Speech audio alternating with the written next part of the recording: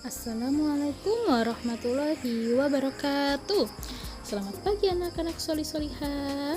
Bagaimana kabar kalian hari ini? Semoga kalian selalu sehat dan dalam lindungan Allah Subhanahu wa Ta'ala ya. Alhamdulillah, hari ini kita bertemu lagi pada pembelajaran Sejarah Kebudayaan Islam di semester 2 bersama Ustadzah Aisyah.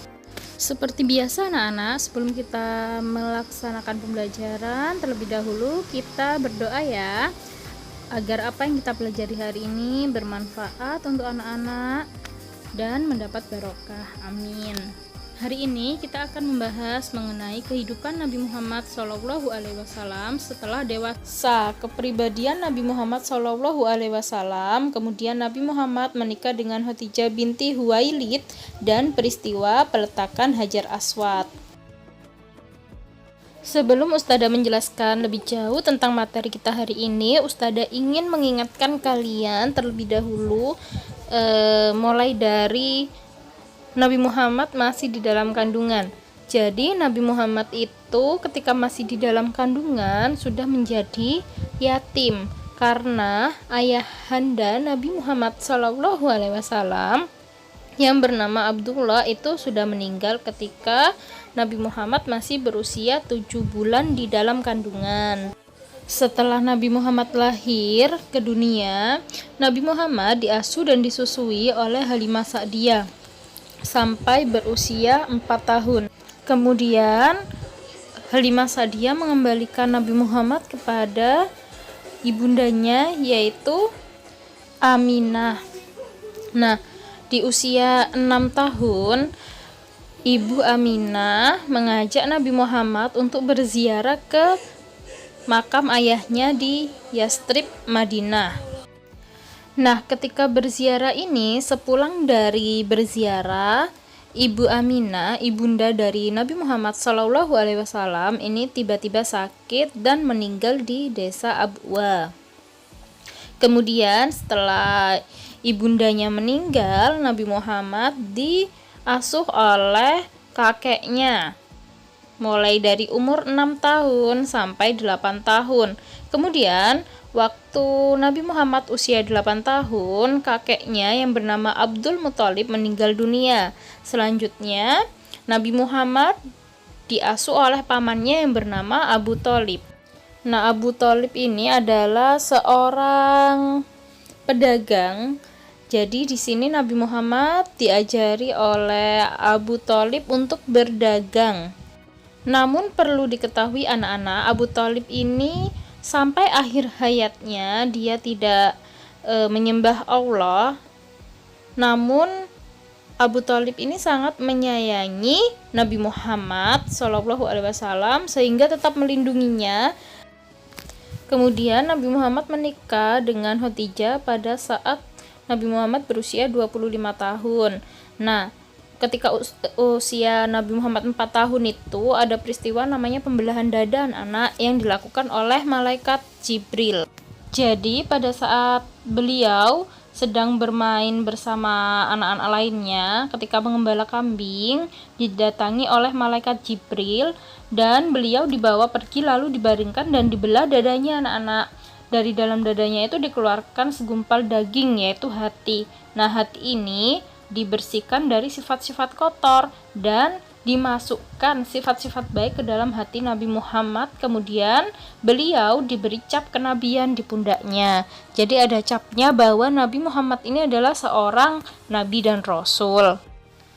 Nah, adapun pekerjaan Nabi Muhammad yang dilakukan menjelang dewasa anak-anak, yaitu pada usia 12 tahun, Nabi Muhammad ini diajak oleh Abu Thalib pamannya ke Syam untuk melakukan perjalanan dagang.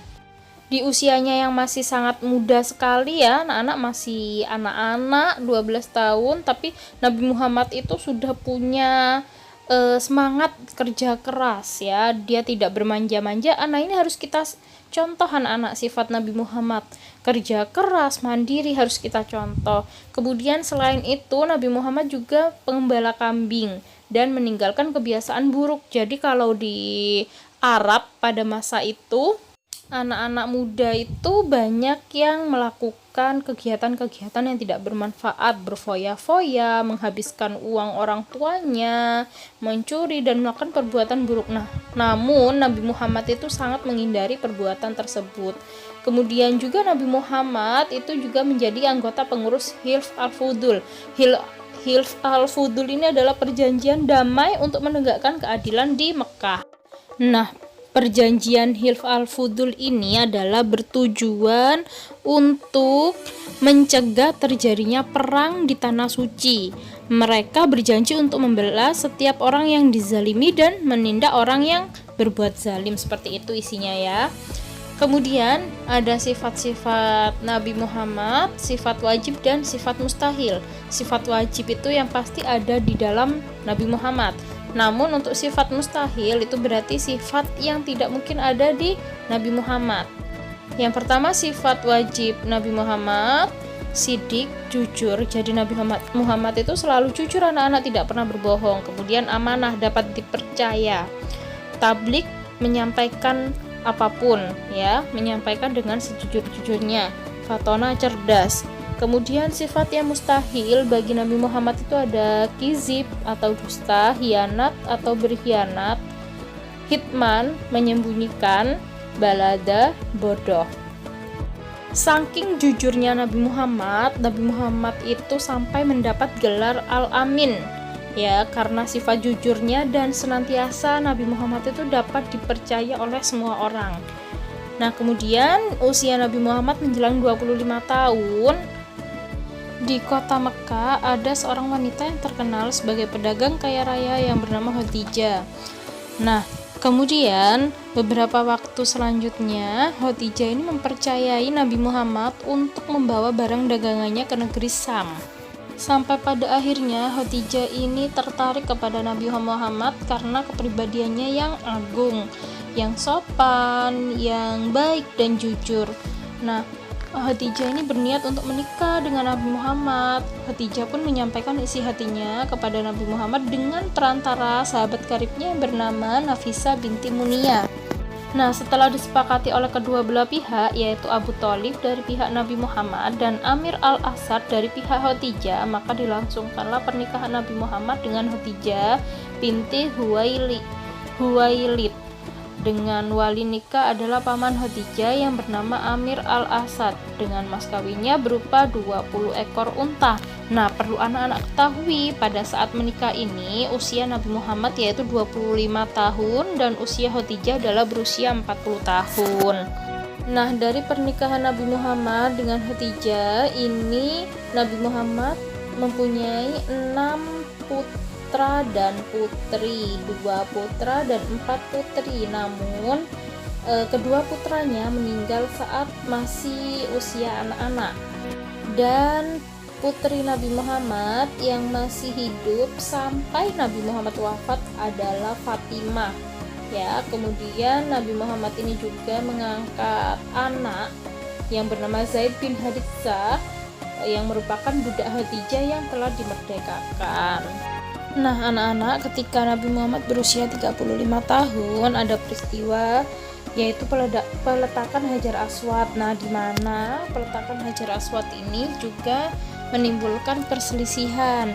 Berawal dari kaum Quraisy ingin memperbaiki Ka'bah yang rusak akibat banjir yang melanda Mekah hingga merendam Ka'bah. Keadaan Ka'bah saat itu hanya berupa susunan batu-batu yang lebih tinggi dari badan manusia, anak-anak. Dan Ka'bah ini dibuat mulai zamannya Nabi Ibrahim dan Nabi Ismail dan belum pernah diperbaiki sama sekali.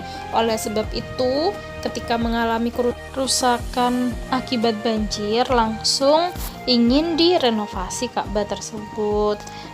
Ketika selesai merenovasi dan memperbaiki Ka'bah ini, terjadilah perselisihan dikarenakan beberapa kabilah itu memperebutkan ingin meletakkan batu Hajar Aswad. Karena perselisihan ini sempat terhenti pembangunannya itu 4-5 hari.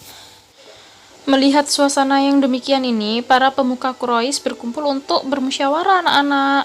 Nah, ada yang namanya Abu Umayyah bin Mughirah al-Makhzumi berkata, "Wahai kaum Quraisy, serahkanlah masalah yang kalian pertentangkan itu kepada orang yang pertama muncul dari pintu masjid ini, yaitu pintu Bani Syaibah.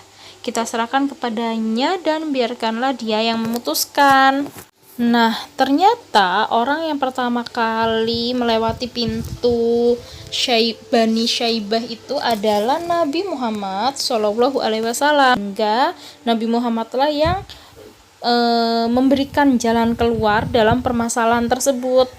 Beliau pun membentangkan sorbannya. Hajar Aswad diletakkan di tengah-tengahnya, di tengah-tengah sorban itu. Kemudian beliau meminta kepala suku untuk memegangi tepi sorbannya dan mengangkatnya bersama-sama.